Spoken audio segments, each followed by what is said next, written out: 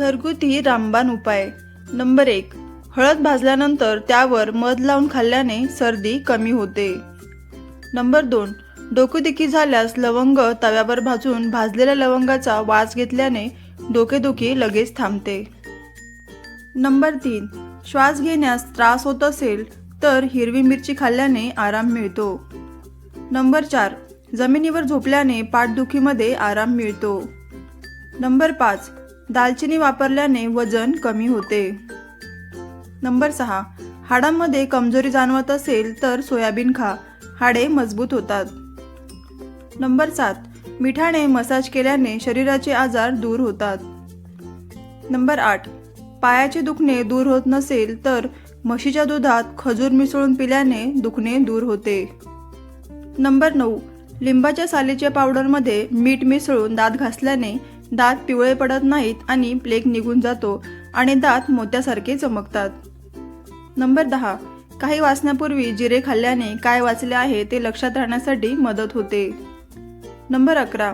तुमच्या चेहऱ्यावर पिंपल्स असतील तर त्यांना स्पर्श करू नका, अन्यथा तुमचा चेहरा खराब होईल. नंबर 12. जखमेची सूज दूर करण्यासाठी कांदा जाळून त्यात हळद मिसळून जखमेवर लावा, त्याने जखमेची सूज दूर होईल. नंबर 13.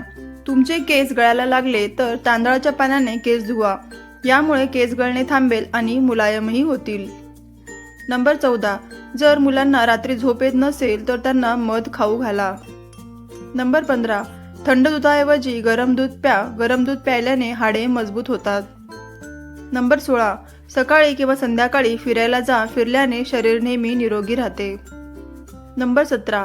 सकाळी रिकाम्या पोटी थंड पाणी पिऊ नका, ते शरीराला हानी पोचवते. नंबर 18.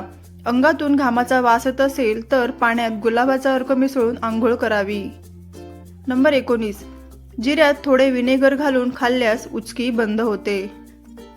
नंबर 20. एक चिमूटभर कच्चे जिरे खाल्ल्याने ॲसिडिटीपासून सुटका होते. नंबर 21. मळमळ किंवा उलट्या होत असेल तर कच्चा आंबा काळे मीठ टाकून खाल्ल्याने आराम मिळतो. नंबर 22. ज्यांना लठ्ठपणा कमी करायचा आहे त्यांच्यासाठी चालणे हे औषधापेक्षा कमी नाही. नंबर 23. ज्या महिला जास्त वजन उचलतात त्यांची ताकद चांगलीच वाढते आणि एक वेळ अशी येते की त्या महिला ठराविक पुरुषांपेक्षा जास्त वजनही उचलू शकतात. नंबर 24. गाईचे दूध पिल्याने माणूस नेहमी तरुण राहतो. नंबर 25. वापरलेल्या लिंबाच्या सालींना मीठ लावून दुपारच्या सूर्यप्रकाशात ठेवा, त्याने लोणचे काही दिवसात तयार होईल. नंबर 26.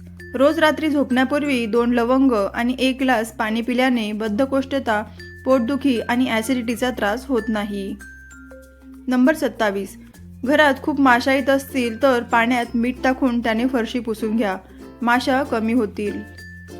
नंबर 28. डासांचा खूप त्रास होत असेल तर चहाची वापरलेली पावडर तव्यावर टाकून जाळा, त्याच्या धुराने डास कमी होतात.